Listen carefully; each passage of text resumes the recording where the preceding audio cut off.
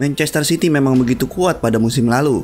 Bahkan, tim sekelas Madrid dan Munchen bisa dikalahkan dengan mudahnya. Namun baru-baru ini, kelemahan Man City sudah mulai terlihat. Kekalahan yang dialami City atas Atletico Madrid menjadikan terbongkarnya titik lemah taktik arahan Pep Guardiola. Dengan hal itu, Man City perlu berbenah diri. Karena perlu diketahui, pada 6 Agustus nanti, Man City akan menghadapi Arsenal dalam gelar Community Shield. Sedangkan di sisi lain, Arteta bisa saja mempelajari dengan detail titik lemah Man City pada laga kekalahan City atas Atletico Madrid. Nah, pada laga yang mempertemukan City dengan Atletico, terlihat beberapa titik City yang mulai karatan. Berikut akan kami jabarkan faktor-faktor mulai karatannya Man City yang pelan-pelan mulai terlihat. Mari kita simak video ini.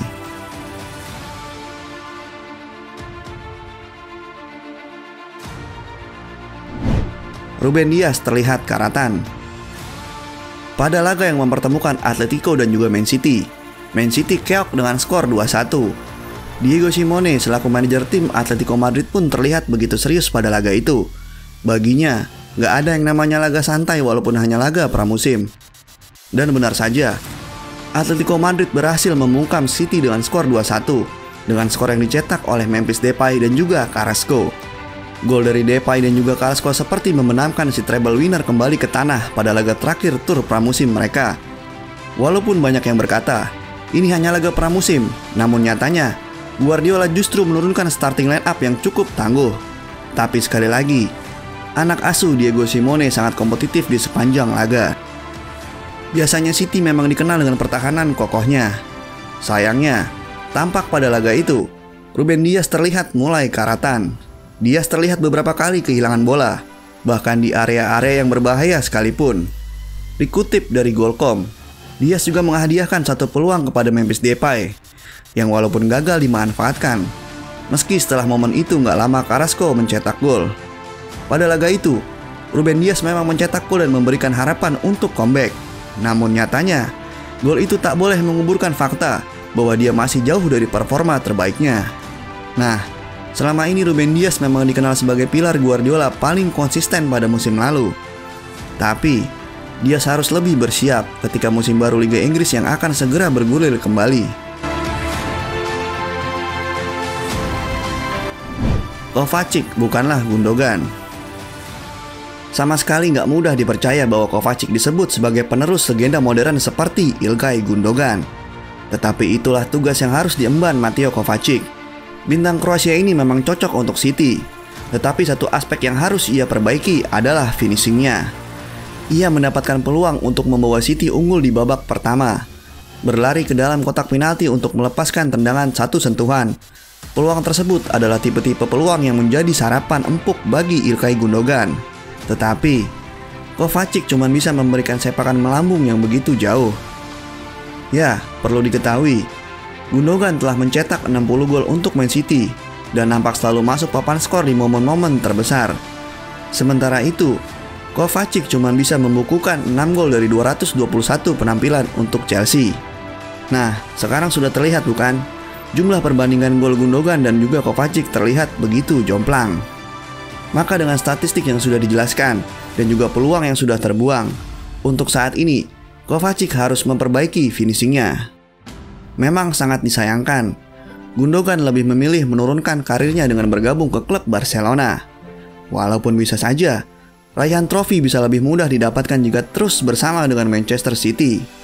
Namun ini adalah faktanya, Gundogan memilih untuk pergi, dan yang ada hanya Kovacic dan harus segera membenahi diri agar selevel dengan Gundogan dalam hal finishing.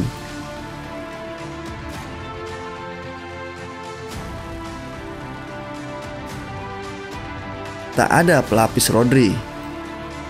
Pada laga match melawan Atletico, Rodri memang dimainkan sejak awal, namun dia harus digantikan dengan Calvin Phillips. Penyebab kendornya lini tengah City tak lain akibat ulah dari Calvin Phillips. Phillips dianggap menghambat jalannya permainan skuad asuhan Guardiola. Ya, memang bukan sebuah rahasia lagi. Setiap tim di Inggris harus memiliki pemain lokal yang penampilannya tak begitu menonjol. Perlu diketahui, Phillips masuk pada menit ke-55 menggantikan Rodri. Namun sepanjang game, Phillips sudah berusaha keras namun tak membuahkan hasil yang maksimal. Bahkan, menurut Manchester Evening News, Calvin Phillips mendapatkan rating paling rendah di antara para pemain City yang lain jika dibandingkan dengan pemain muda seperti James McAtee dan juga Oscar Bob. Bahkan mereka mengalahkan rating dari Calvin Phillips.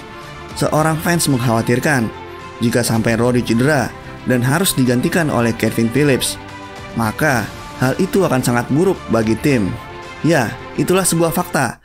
Tak ada pemain seperti Rodri di bench yang memiliki level mirip dengan Rodri, yang membuat Rodri akan terus diandalkan sepanjang musim depan nanti.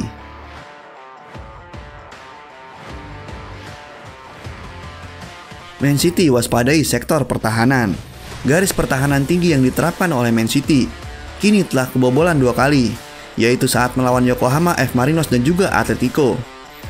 Meskipun gol pembuka tercipta dari jarak jauh, anak asuh Simone berkali-kali menembus garis pertahanan Man City, dan sebenarnya mereka bisa saja menambah setidaknya 2 gol lagi sebelum turun minum. Meski sangat disayangkan, Thomas Lemar dan juga Samuel Lino mengobrak-abrik area sayap kiri dalam skema serangan balik. Dan beruntungnya bagi City, sundulan Alvaro Morata tak akurat meski dia tak terkawal. Sementara Lemar gagal mengendalikan bola di kotak penalti. Namun sebuah pertanyaan, akankah Guardiola bersikeras menggunakan garis pertahanan yang tinggi saat Liga Primer dimulai nanti?